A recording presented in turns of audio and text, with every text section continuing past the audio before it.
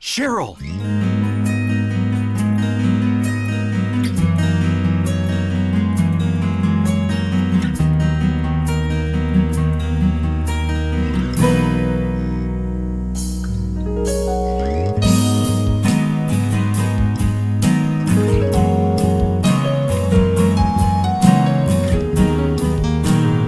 Now what? If anyone makes fun of me, I'll kill him! Just like you.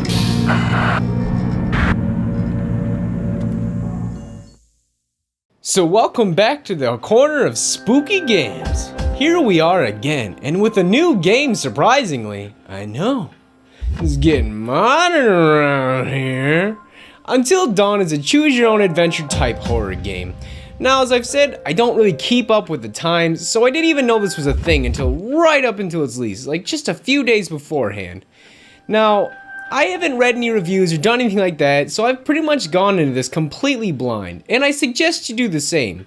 I will say though, skip to the end of the video to see my thoughts on it, but to avoid any spoilers. For everyone else, I have a lot to say. So, we good? Alright, let's do this. Until Dawn was released on August 25th, 2015 for the PS4 and was developed by Supermassive Games. You know, the people who made Little Big Planet. Again, another developer coming out of nowhere to dig their greasy fingers into horror. And I gotta say, I'm really impressed. David Cage has been calling his lame-ass games the way of the future since good old-fashioned Indigo Prophecy. And that is just such a silly statement. I will say though, this type of game has a really bright future for horror, but more on that later. If you're unfamiliar with David Cage and his games, they play much like an interactive movie with all kinds of choices, branching paths, and QTEs. In theory, that has a lot of potential, but they always fell flat, mainly due to their stories just being the messiest things ever conceived. This is where Until Dawn steps in. Until Dawn feels like the culmination of a lot of past unused potential. I can't say for a fact that they took inspiration from these games, but to sum up how it feels and plays, it's a lot like Heavy Rain, mixed with a little Shattered Memories, mixed with a bit of Final Destination tossed in there, all blended into a slasher and monster film. Where those things fell flatter than fuck, Until Dawn does it right. Animatronics asking you boring psychological questions to change the shape of these pink guys? Oh look, it's actually interesting and changes stuff about the game. Weird disjointed stories that fall apart 1 hour into the game? A super, well-paced, very driven story that is really interesting and has a lot of twists and turns. Weird sex scenes and awful voice? Okay, that's enough. That's really the quickest way to describe this game, but don't let me snub it though. The game is full of good characters, an interesting narrative, and a really refreshing story. Starting with the few negatives this game has, let's address the performance. I'm gonna preface this by saying the game looks really fucking good, but I'd hope so. It's basically a tech demo. That being said, it runs pretty poorly. I'm not one to seriously bitch about frame rate, but god damn, this game runs at like 25 frames a second on average. Like, just turn down the extremely heavy anti-aliasing a bit. Seeing the game drop frames so much is jarring and fucks with the whole immersion that had me sucked in like tractor beam. Tractor beam. Suck me right in. The controls aren't bad, I guess, but they're so goddamn sluggish when walking around. Also, couldn't the walk faster button just make you do a jog, or better yet, a run? The game also assumes I'm literally retarded and always has to show you that I can move with the left thumbstick. Why you do this? Other than that, it's just QTEs, so yeah, push buttons on time. You're not dumb. You do get choices between harder QTs and the easier ones, which I don't really notice much of a difference with. Also, you can't skip any cutscenes. This can make sequential playthroughs a bit tedious. There's also a few times where they really break immersion. This is super nitpicky, but it comes off as lazy in a game where there's a lot of attention to detail. One part, they mention a lot of bodies, and since I had no one die, there was just one. What are you guys, high? Some characters completely ignore missing people. Hey, make sure you catch up! Never mentions that she never caught up. Lastly, their choice of using such a recognizable actor. I feel one of the biggest advantages games have over films, in terms of immersion at least, is the fact you don't have to use actors, like, in a physical sense. You can create characters that look like whatever you want, just a normal, average human being. But when I see this guy, all I think is, Really doesn't care about anything. He's a nihilist. Peter Stormare's performance was great, but it was still his face. Granted, they used a lot less notorious actors for the main cast. Silent Hills was the same way. I'm not seeing whatever character they were trying to portray, I just see Norman Reedus. Using big name actors' faces in games is counterintuitive in my opinion. So those are the most negative things I can muster up. Other than those few hiccups, this game is really good. I'm sure others won't like this game, but for me, I think the movie format worked really well here.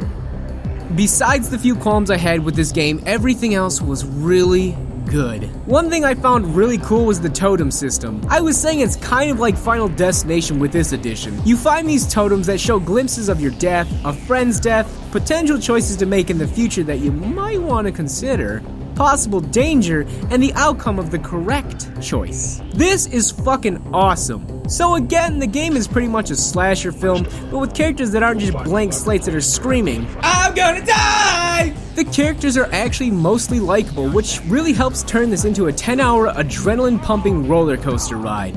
I was really impressed with the characters. They start out as your archetypal characters, but bloom into much more. You got the jock, the nerd, the cute reserved girl, the fucking cunt, the other, jock? The fucking rad-ass go-getter girl that don't need no man. The pretty princess that gets what she wants. My lady. The fucking weird one that sounds really high. You got a spare million lying around and I'll fix you right up. I have a feeling Mike's already got his hands full, you know what I mean? Now I just want to rip that Parker right off of her and make some snow angels, right? I just want to rip that Parker right off of her and make some snow angels, right? AKA me. Get it, Coach Cheese? It's dripping with erotic potential. After spending a lot of time with them, they start to feel more like real people. They do retain some of their stereotypical traits, but also develop new ones that bring them to life. You're also in control how these people can turn out too. Guess what? You're an asshole now! I like the characters enough to where whenever I accidentally made the wrong choice, I had to quickly close the game before it could save to prevent it from being permanent. No shame. I spent so much time worrying I'd accidentally kill my favorite characters. I seriously was gonna restart the game if I got Sam killed. She was that awesome to the point where I would've- What? Fuck! No!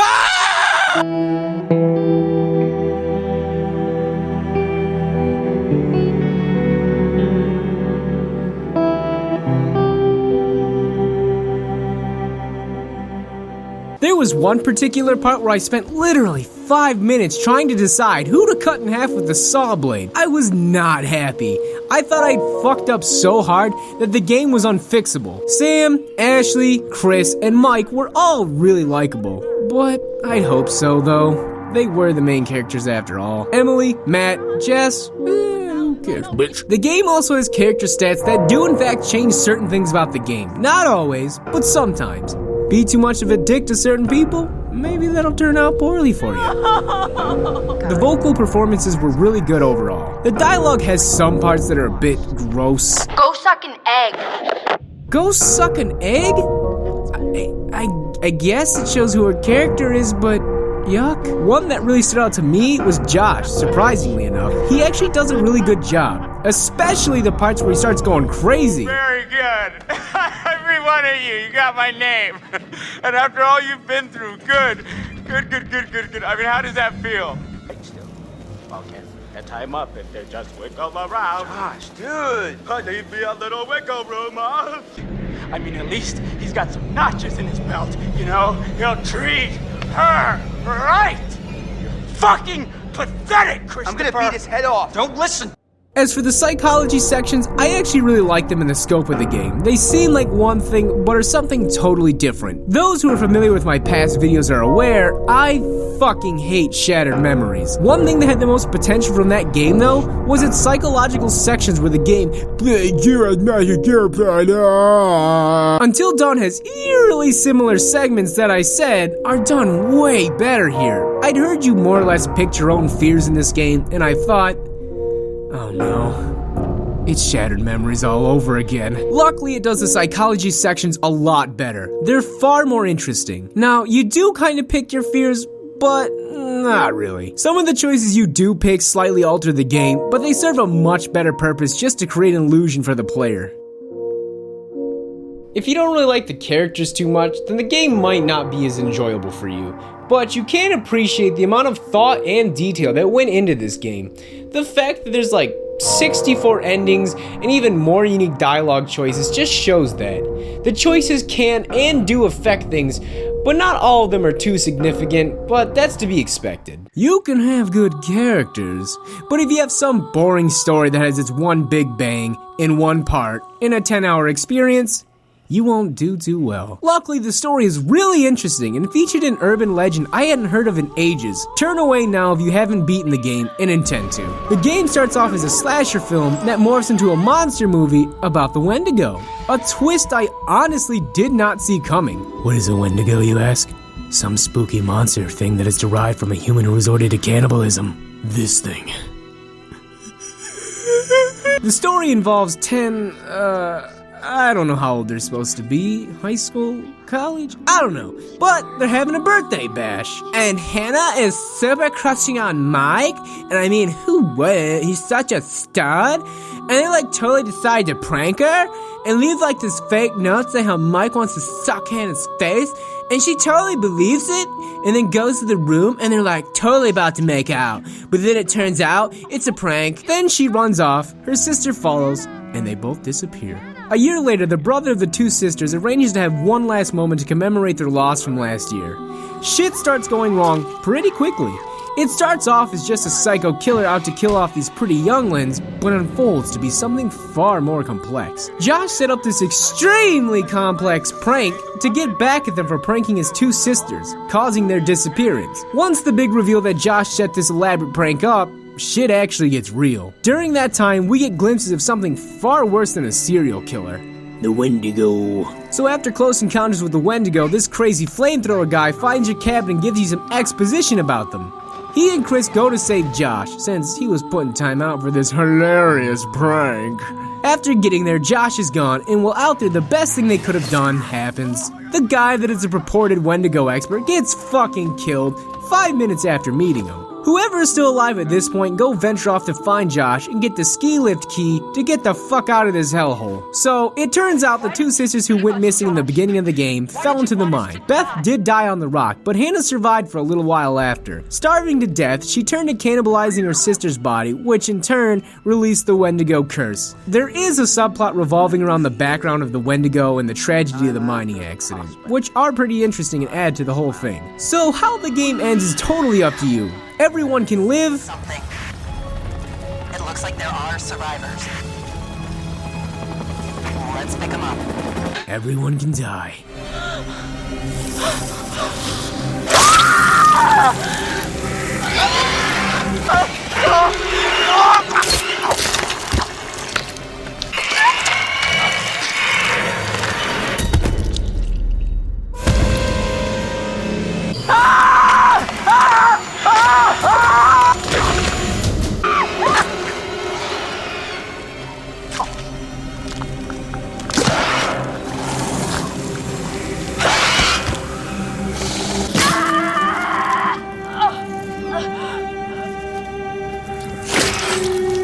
Jeffrey, you fuck!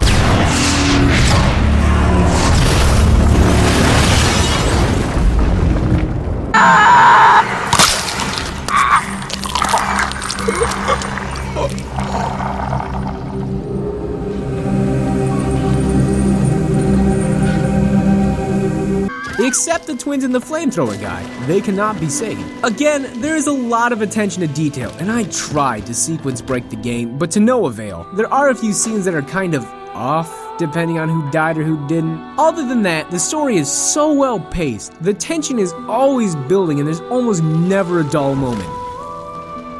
I actually managed to get almost every character out, except for Matt, all because of one choice I made about an hour earlier, which leads back to its shamelessly promoted butterfly effects system, coming back to change how the game moved forward.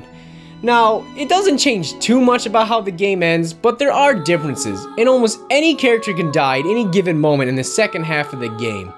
I mean, they're not big changes, but When Matt died earlier on in the game, Jess was all alone in the mine. It's small, but it's a nice touch. So after beating the game, you don't unlock too much, but the game does have a godsend of a chapter select to help make the game a bit easier to replay. I actually wish there was a stat screen, and maybe even a ranking? I would have liked one anyway. It does unlock a bunch of behind the scenes shit, and I'm really into filmmaking, so this kind of thing is always really cool to me. You get to see the actors that play the characters in the game and did the mocap. I almost forgot to mention there is an option to turn on global stats. This is awesome, but I wouldn't recommend turning them on until your second playthrough. All I can say is they did a pretty good job at keeping things polarizing. Wanna know something interesting? The girl that played Dot in A Bug's Life actually played Sam. Better yet, I should have done it like this. Did you know the girl that played Dot in A Bug's Life? I'm just cashing in on other YouTube channels like it's my job.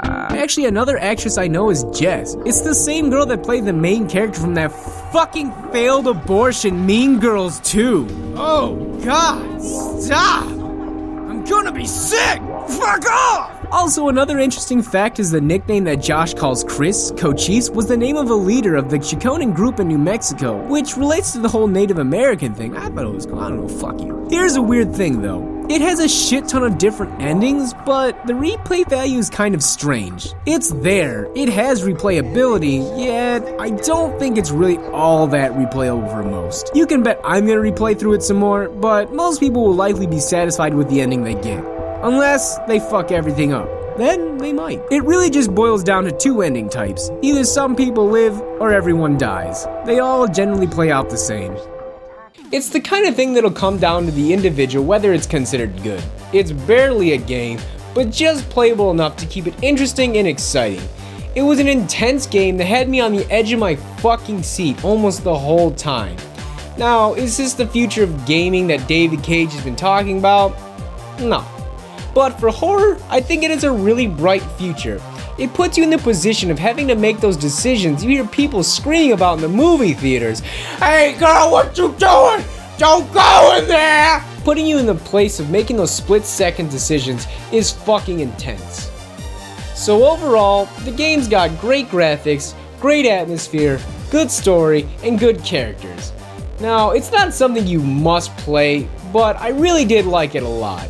And I don't know if I consider it $60 worth, but I can say I will be picking up a copy in the future because I think it makes a great addition for any horror buff's collection. It's not really scary like Silent Hill 3, but it had my heart racing almost the whole time. It's more of a thriller. If you like Telltale's Walking Dead games, I think you'll really like this. I really like this more than that, and I really enjoyed those games. So, do me a favor, if you've beaten this game, let me know what you got your ending first time through. If you haven't played it, first, go do that, and second, avoid the comments. So, next time, we get back on schedule and get to the superior sequel that is Dead Space 2.